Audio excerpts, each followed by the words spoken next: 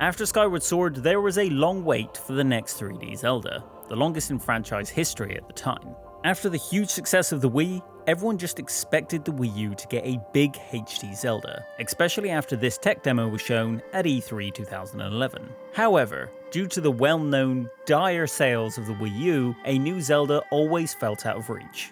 Nintendo did show a new Zelda all the way up to 2016, where it was announced as Breath of the Wild, but more importantly, that it would be a launch title for Nintendo's next system at the time, the Nintendo Switch. Although they kept their promise and released it as a Wii U title as well, it is far more synonymous with the Switch, and as such, the Wii U is the only Nintendo system to not get an exclusive and original Zelda title. And the Virtual Boy, actually. You can't forget that one. However, Breath of the Wild also had arguably the biggest impact on the series ever, even more so than Ocarina of Time. It reached the largest audience the series has ever had by being the best-selling title in the series, and it also massively changed the idea of what open-world games are, with many other developers becoming inspired by it. It may have been a long wait, but this is the title that has changed the series forever. This is The Legend of Zelda Breath of the Wild.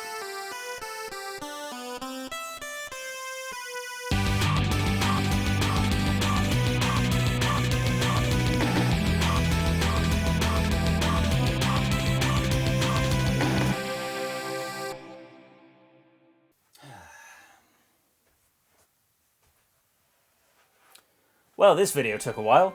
Hello everyone, and welcome back to the Pixel Tavern.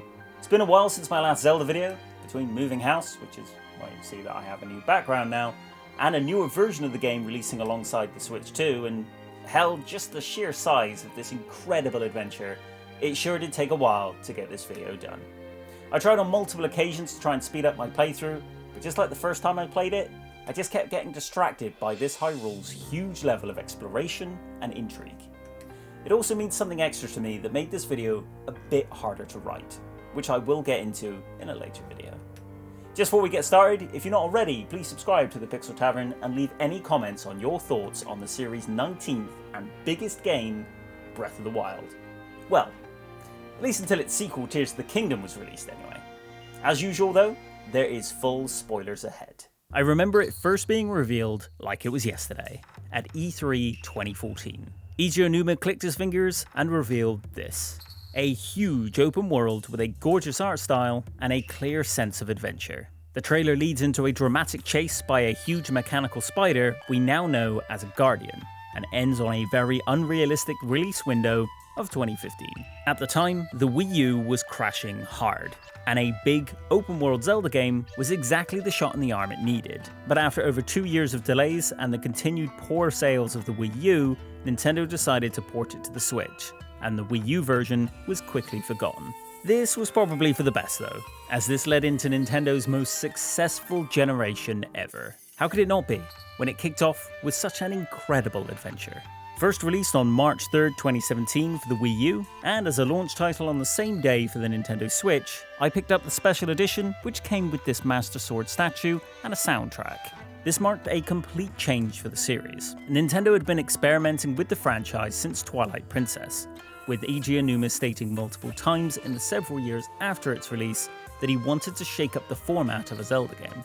Arguably, this was already happening, with 2013's Link Between Worlds, which made the map much more open and the progression non-linear. Skyward Sword made a bigger focus on story and cinematic elements, and the HD remaster of Wind Waker reminded us of the beautiful art styles and huge open worlds possible in the series.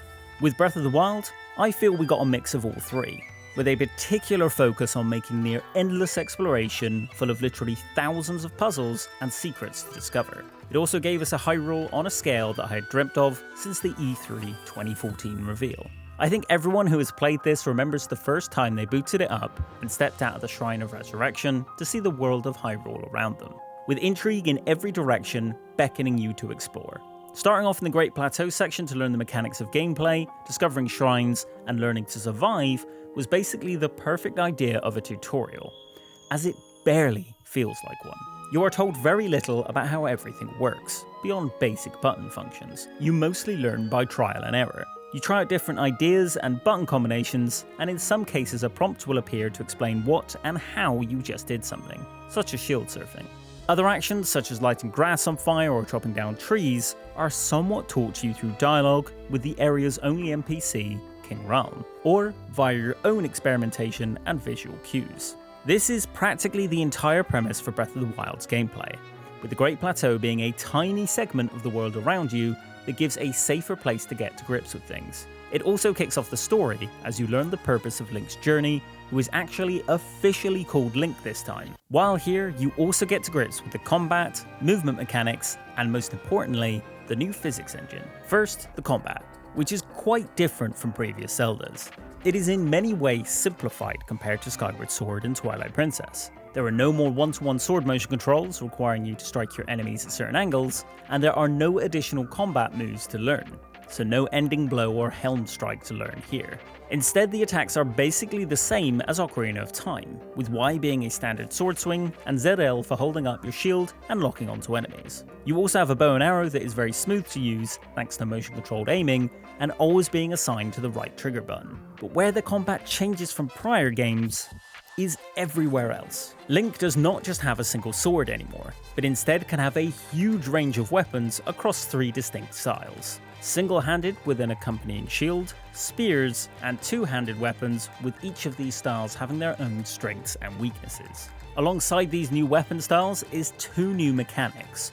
One, parrying with your shield, which if you can time it just right to deflect your enemy's attack, you will be able to attack them in slow motion with increased strength. And 2, a dodge mechanic, where if you dodge the enemy just at the right time of their attack, you can again attack them in slow motion for extra damage. They are also found everywhere.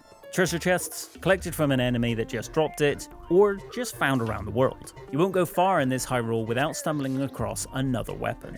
With so many as well, you would likely still be finding new ones in your final hours of the story. However, the reason there are so many is because of the controversial weapon breaking mechanic. Each one can only be used so many times until it breaks, and the material of what you are hitting, such as a rock or a squishy enemy, changes that number as well. This gives off the impression that you need to hold back all of your best weapons for harder enemies. But since there are an infinite amount around the world, I found I wouldn't hesitate to use a more powerful one to end a fight quickly. Personally, I quite like the system. It forces you to mix up your fighting style on the fly and improvise for additional weapons if you run out in a fight. Even the Master Sword breaks, but does thankfully regenerate over time. This also applies to your bow and arrows as well, where after X amounts of shots, your bows will break depending on their stats, and you will have to accrue more. Although I do like this system, I can also see the problems with it. There should have been a few more weapons like the Master Sword that recovered automatically over time. There are even 4 special weapons that you obtained from the dungeons that would have been perfect for this, but once they break, they are not worth the time and materials to repair them, as they aren't even the best weapons of those types. So to me, this is an imperfect but still fun weapon mechanic. As you complete the 4 mini dungeon-esque shrines on the Great Plateau, you also learn of one of this title's biggest highlights: its physics engine. Gone is the rigid feel of a Zelda game, where Link in comparison feels rooted to the ground. Now, you can climb basically anything, allowing you to scale mountains and the many towers throughout the world. Also, if you get hit by an enemy, Link no longer simply flashes red or gets knocked off his feet. Now you can be knocked flying off a cliff and find yourself ragdolling your way into oblivion, dying multiple times and bouncing around like a choo-choo jelly. Explosions can also knock you and your enemies flying off into the distance, along with every item on the ground and even setting areas on fire. Boulders, trees, and other materials also move around realistically and can be used to tackle enemies and puzzles in a way rarely seen before Breath of the Wild in any franchise. The physics engine also ties into the new mechanics at Link's disposal, with the 5 Sheikah Slate abilities. You can levitate metal objects to then drop on your enemies, or have them connect to a lightning rod to then create circuits, or you can just use them to create bridges. You can also freeze objects in time and build up their momentum to not only solve puzzles, but essentially break the physics in the most hilarious of ways. The other abilities, such as raising ice blocks on water and the bombs to blow everything up, are used in a slightly more fixed way, but still make for great puzzle solutions and can be used to mess with enemies to great effect. Once you obtain your glider after finishing the 4 shrines on the Great Plateau, you are able to leap out into the world of Hyrule and discover the true scope of what is on offer here. No matter what direction you run in next, you will see distractions, adventure, and intrigue everywhere. For example, If you jump from the Great Plateau on the north side, you'll quickly find horses and the Deadly Guardians. Slightly to the left of that, and you will come across the Colosseum, containing one of the most deadly enemies in Hyrule. Or head to the right to reach 2 towering mountain peaks, or a bit further to the right to come across a huge lake, and possibly even a gigantic dragon flying through the air. That's just a few examples of what can happen within the first few minutes of leaving the Great Plateau in just one of the directions you can head out from. There are dozens of experiences and deep exploration to discover everywhere. Some people have said the world feels empty at times, but I get the impression they are more thinking of large-scale towns or cities, which there are not many of. What you get here instead is puzzles, combat, rewards, and opportunities for adventure literally every few seconds, many of which other players may not discover for hours or possibly ever. Making a world feel busy with NPCs and buildings, to me, doesn't make it feel less empty. In fact, I find it can often make it feel overwhelming or just busy. Whereas with Breath of the Wild, I feel the world is always giving you a visual clue to another adventure to discover. Whether it be the glow of a shrine, the huge skull of an enemy camp, or something grander, like giant statues, towers, or a mysterious glowing mountain. When talking to other players about Breath of the Wild, they will normally say a completely different thing happened to them after they left the Great Plateau. And even if you do start heading towards the start of the main adventure, you will quickly become distracted by something that will throw you off your planned objective for dozens of hours. None of these things are visible on the map either. Even after climbing one of the world's many towers to create the map screen, it reveals nothing other than place names and the layout of the land. If you want to find shrines, towers, Korok seeds, or other secrets, you have to physically see them yourself and mark them on your map. This gives the world a grand sense of mystery and discovery that simultaneously makes the world feel huge, but also, in my opinion, stops them from feeling overwhelming. You don't know what is out there and how much there is to discover, so finding that out is a huge part of the fun this world brings. This also allows the adventure to vary in length massively depending on what you are looking for. The story and the main quest can be completed in around 30 to 50 hours. And hell, if you're good enough, you can run straight to the last boss as soon as you leave the Great Plateau and finish it within a few hours. But that is extremely difficult to do. The main quest consists of 4 dungeons and finding the Master Sword, which will require 13 heart pieces to pick up, so you will also need to complete roughly 30 to 40 shrines to get the spirit orbs to obtain them. Beyond this, there is also 13 story-based cutscenes to find, which are scattered across Hyrule. And there's the final Calamity Ganon boss fight. Overall though, the story and dungeons are the most disappointing part for me, which for a Zelda title is a very strange thing to say, especially considering this is regarded as one of, if not the best, in the series. Starting with the story, it takes place 100 years before the events of the actual gameplay, during a great calamity. This is a period where the malice of Ganon's evil took over Hyrule, and Zelda, alongside Link and 4 other Hyrule champions, failed to stop him from taking over the castle and infecting Hyrule with malice. The story of the world where the actual gameplay takes place is mostly told through visual cues and some small cutscenes, whereas the world of 100 years ago is the focus for all 13 main cutscenes. This, in my opinion, is the main issue of Breath of the Wild's story. You can find these cutscenes and watch them in any order, but for them to make sense to the viewer, they are designed to not reveal much, and overall aren't even that important to view. I found this made the story quite lackluster and gave it no twists or exciting moments. For some characters there is some minor character building, but nothing on the scale that there could have been had these cutscenes been set to be viewed in a specific order. Link is a prime example of this. Sure, he never has that much of a personality, but in previous titles like Wind Waker and Twilight Princess, you can see him react to the events during cutscenes, whereas in Breath of the Wild, his face throughout every cutscene is just blank and expressionless. Overall, and it pains me to say this, the story is pretty forgettable to me, and is one of the biggest letdowns of Breath of the Wild.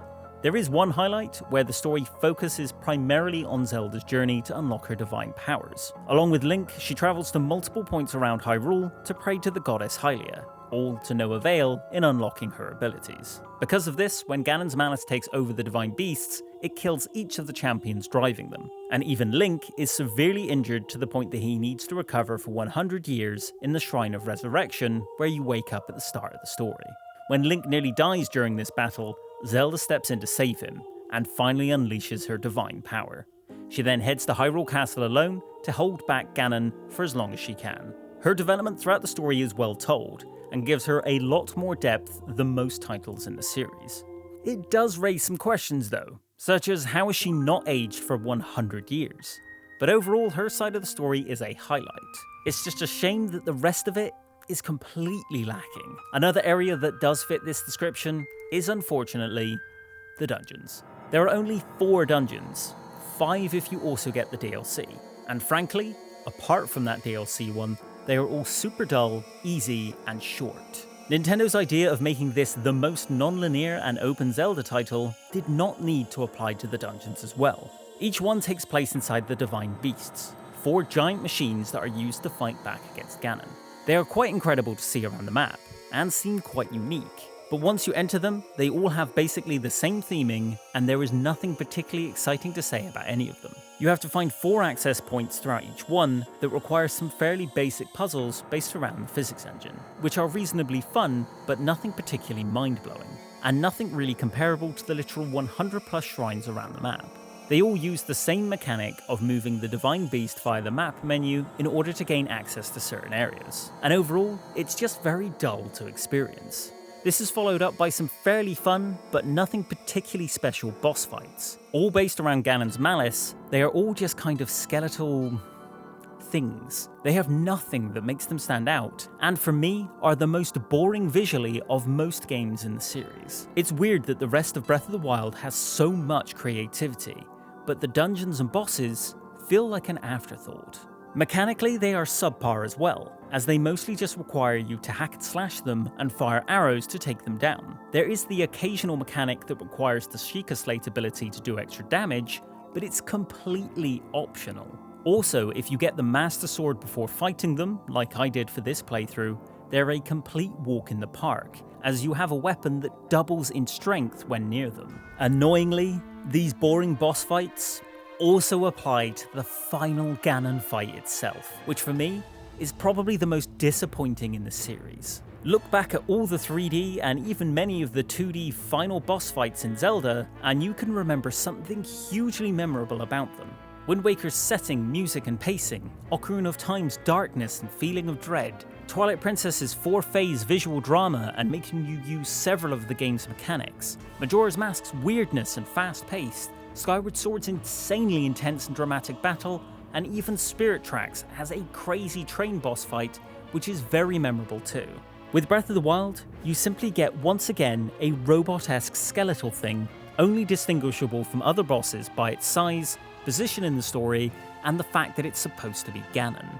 It is also one of the most mechanically boring boss fights in Zelda history, requiring nothing special to take it down other than just more hack and slash style fighting.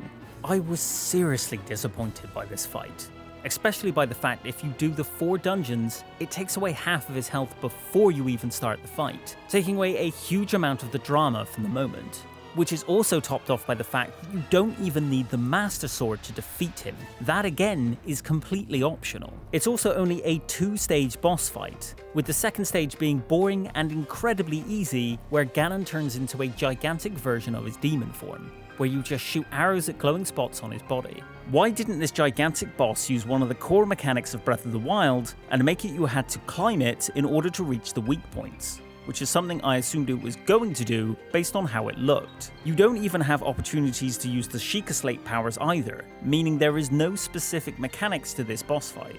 It's sadly the worst final boss in 3D Zelda history for me, and most of the 2D ones too.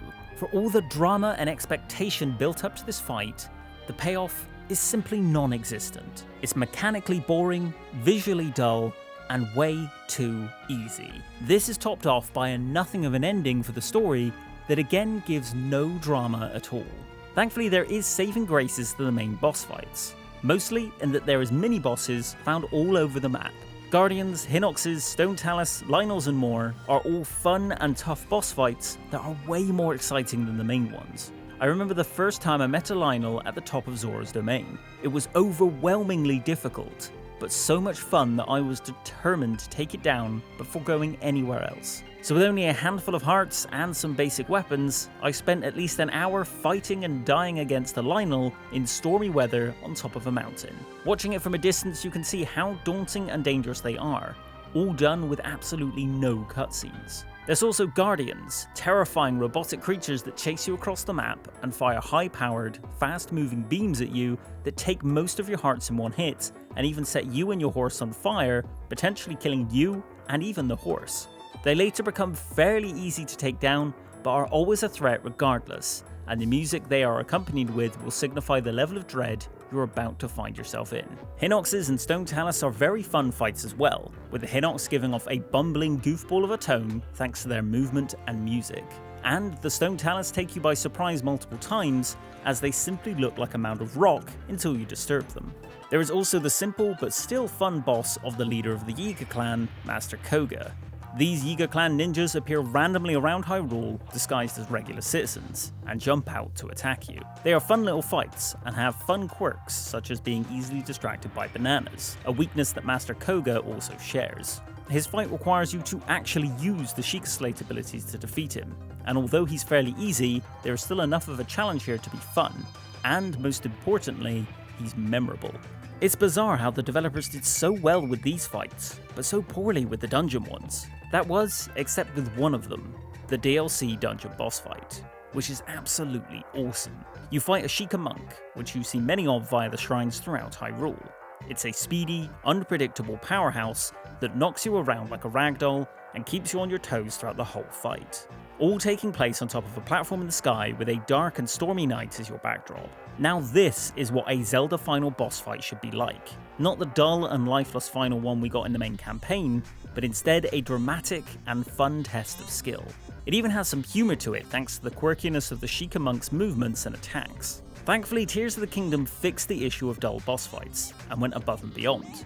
But this is to be discussed in a later video.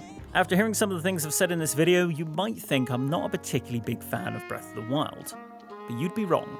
It's one of my favourite games of all time, and for multiple reasons. Yes, it has some series lows, with the story and the dungeons being the main factor of that, but this is still the Zelda franchise. Everything is still enjoyable, just not quite as much as I'd expect. What really makes it special though, is literally everything outside of the main campaign. The world of Hyrule is absolutely incredible. No other Zelda before it comes close to the feeling of adventure and intrigue that it gives you. The sprawling landscape with multiple biomes, the amount of secrets to discover, the huge amount of side quests, the 136 individual shrines scattered across the map, the 900 Korok puzzles to find, and so much more make this world fascinating to explore. Unfortunately, most of the quests are more about the journey rather than the actual reward, as many of the treasures and rewards you find are not key items or even very exciting. But the battles and puzzles to reach them are some of the series' highlights, such as Eventide Island, a shrine quest that forces you to survive on a small island with all of your equipment taken away, where you have to complete puzzles and fight tough enemies just to get another spirit orb. It's a minor reward, but the fun of reaching it is one of the most memorable moments in the series. There's also the Tarry Town quest, requiring Link to buy a house and complete multiple side quests in order to build a new town. I mentioned in my Skyward Sword video that the reason its dungeon/puzzle focused gameplay felt stagnant is because it's all you ever did, with practically no exploration. Breath of the Wild could have come off this way if all you ever did was explore the open world. But thankfully, because of the shrines, that gameplay is regularly changed up to give a continuous mix between exploration and puzzles. With so many shrines, you'd assume a lot of them could be boring, but actually there's only about 10 or so that I found annoying, which are mostly the gyro-controlled ones. All the others though are fun and unique mini-dungeons that can be solved in multiple ways, and also have that cymbal-playing monkey in your brain working overtime to solve them. You all have that too, right? Although many of the rewards can be dull, there is also many great ones as well, such as the dozens of armor sets hidden throughout Hyrule that enhance different abilities, such as your climbing speed, your attack, or your stealth stats. There are also others that allow you to survive the extreme climates around Hyrule, and even some that allow you to swim up waterfalls. There are also so many smaller discoveries to make, such as finding each of the ancient dragons, the fairy fountains to upgrade your armors, and even whole towns can be missed if you don't explore enough. All this and more is what makes Breath of the Wild truly magical, and it is why it deserves its place as one of the highest rated games of all time. That's without mentioning most of the additional content and updates it's received over the years, such as the Champion's Ballad and Master Mode DLC, which adds an additional difficulty mode that is sadly more annoying than it is difficult. I played it for this video and just found it made the combat a bit more tedious, as enemies would recover health if not continuously attacked. But it also adds a fantastic level-based survival mode with the Master Trials, where you fight through increasingly difficult rooms of enemies. There's also the Champion's Ballad story, which adds additional story and 16 new shrines. Alongside this is a new challenge to the Great Plateau that gives you a super weapon, but one that makes you die in one hit. There's even an extra dungeon as well, that rewards you with one of the most bizarre and best items in Zelda history, a motorbike. It's great fun to use, and a fantastic reward for completing this DLC. There is also the Switch 2 upgrade, which is one of the main reasons it took so long to get this video done, as I was waiting for it so I could play Breath of the Wild at its best. It makes it feel so smooth to play, and even upgrades some textures to really make the world pop. There is also additional story content in the form of Zelda notes, where by using an accompanying mobile app, you can discover voice recordings of Zelda around Hyrule. Nothing hugely exciting, but it is a good addition for those who want to seek out a little extra content from this world. Finally, there's the presentation, which, even without the Switch 2 upgrade, is pretty fantastic. Using a cross between Wind Waker, Skyward Sword and Twilight Princess's art style, Nintendo managed to make a new one that can stand the test of time. And the upgrade to 4K on Switch 2 makes Hyrule look better than ever before. There were some frame rate dips on the Switch 1 version, but it is completely locked tight at 60 FPS on Switch 2. Then of course is the music. A different direction was definitely taken here compared to the usual music of Zelda.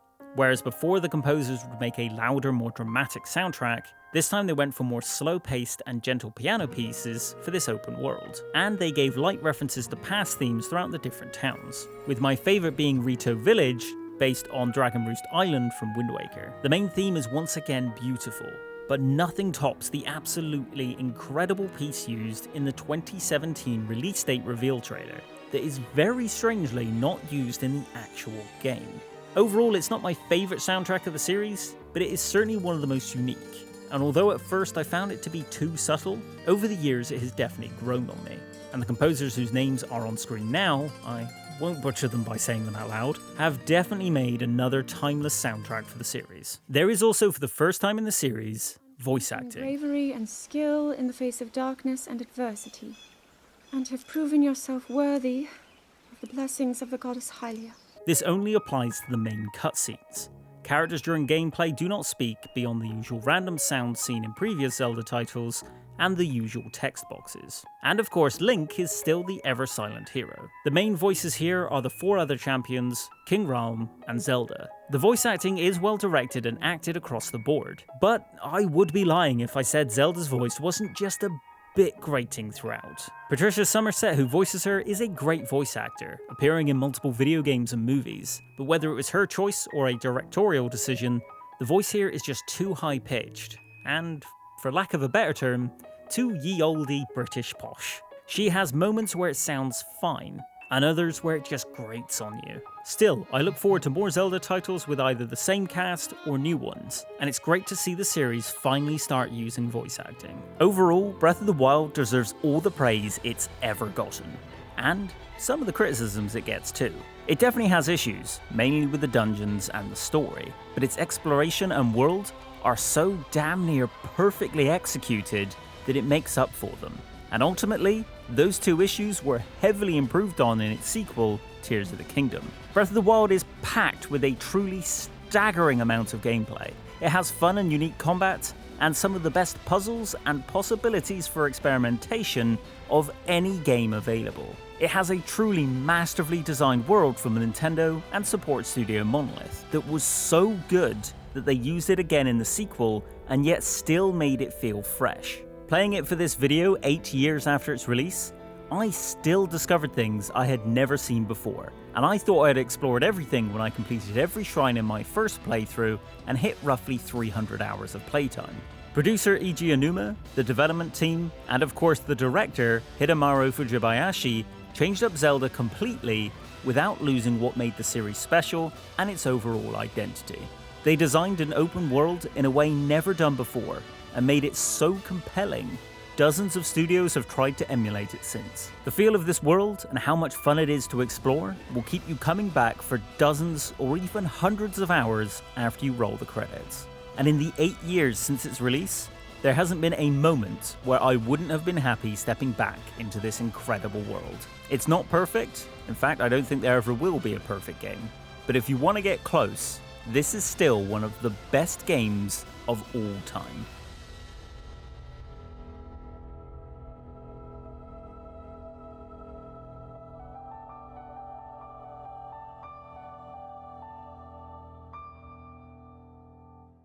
After a 6-year wait, Breath of the Wild did not disappoint. At least mostly. It truly is something special, and that is clearly reflected in its over 30 million copies sold. There is a truly insane amount to discover here, and I didn't even mention some big parts of it, such as the cooking element, allowing you to cook up over 100 different meals for different status effects and levels of healing. There's also dozens of mini-games and side quests to discover as well. It's a game that is all about discovering everything the world has to offer and giving you the tools and the freedom to do that for as long as you want. Now, the next game to release in the series was Tears of the Kingdom back in 2023, but since that is the title this series was meant to be building up to, and having to write the script for another 100+ hour game seems pretty daunting right now, I'm just going to skip forward one title and then come back to it. Which means in the next video, I'll be jumping into The Legend of Zelda Echoes of Wisdom, the first time Zelda herself has been the main playable character in series history. At least from a game that came out on a Nintendo system anyway. No, I'm not going to cover the CDI games. Catch you next time for The Legend of Zelda Echoes of Wisdom. Before that though, I will be kicking off another set of videos covering one of my other favourite Nintendo franchises, Metroid Prime. I've already covered the 2D games, so it's time to get into the 3D ones, starting off with Metroid Prime Remastered. Thank you very much for watching, my name is Phil, and I'm the creator of the Pixel Tavern. Well, this sure as hell took a lot longer to release than planned, but when a huge upgrade to one of your favourite games of all time comes along, a new console, and you have to move house, things generally tend to get delayed. Thank you to everyone who watched my videos since the last Zelda one, and I hope you look forward to the last two, which I swear won't take as long as this one, but I do not know how long Tears of the Kingdom is going to take me to complete again. If you enjoyed the video, please subscribe to the channel if you haven't already. Click the like button and leave comments on your thoughts of Breath of the Wild. Do you like the new direction the series has taken? What did you think of its new mechanics and open world? And does the Guardian theme shock you awake at night sometimes too? Till the next video everyone, I hope you all keep well, and thank you very much for watching.